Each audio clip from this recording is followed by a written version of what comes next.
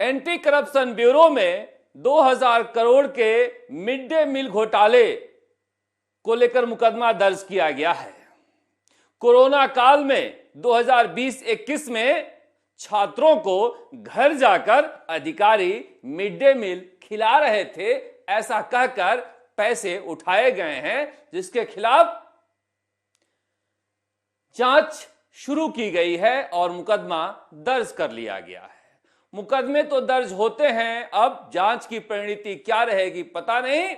मदन दिलावर बहुत दिनों से फाइल लेकर घूम रहे थे। भजन लाल शर्मा की सरकार ने यानी एंटी करप्शन ब्यूरो ने उप मुख्यमंत्री प्रेमचंद बैरवा के विभाग पर कार्रवाई की है। 5-6 जगह डीटीओ आरटीओ जो संस्थागत भ्रष्टाचार का बने रहते हैं, चाहे किसी भी की सरकार हो, वहां पर रेड डाली गई है और कई लोगों को पकड़ा गया है।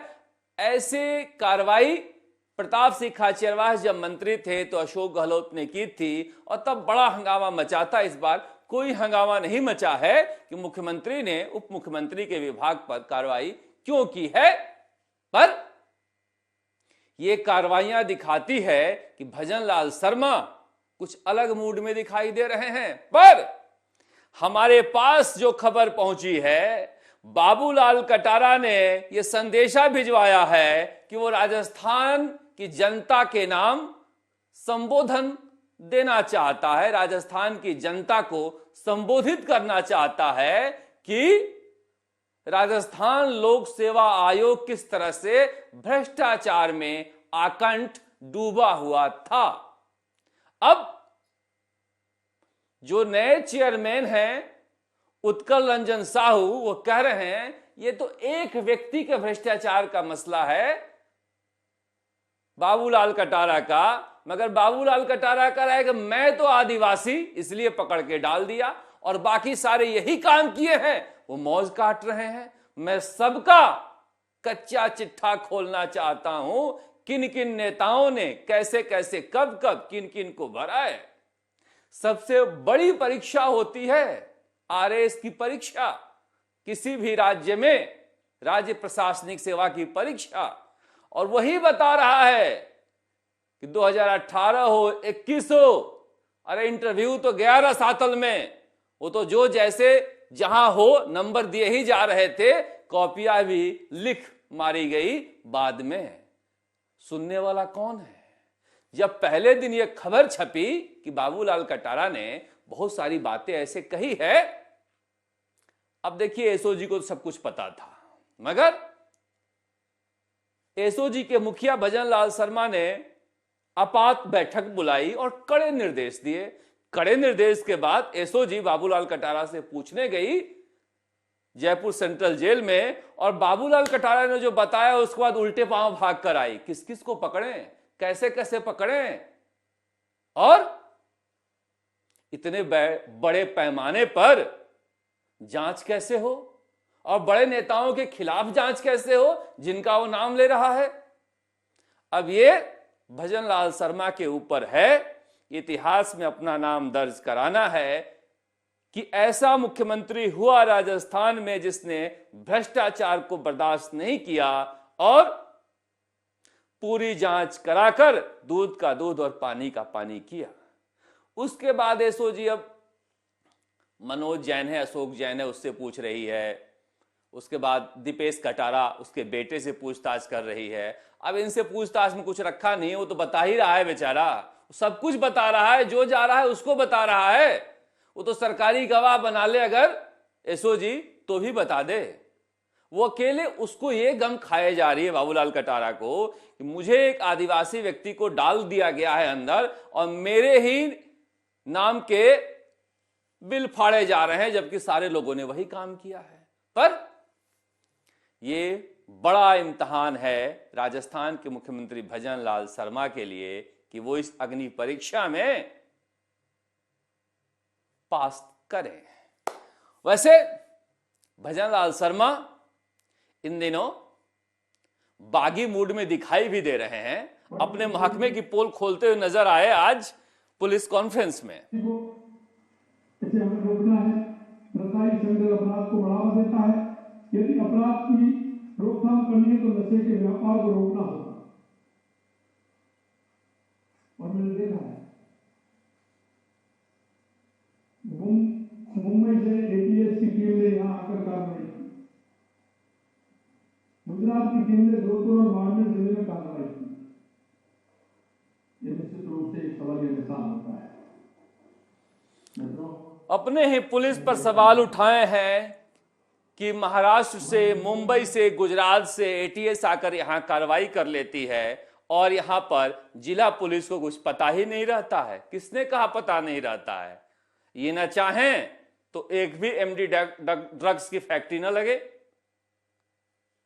पुलिस अगर किसी जिले में चाहे कि बजरी का अवैध परिवहन नहीं हो, कहीं ड्रग्स नहीं बिके, तो फिर कहीं नहीं बिकेगी। अवैध खनन नहीं हो तो कहीं नहीं होगी।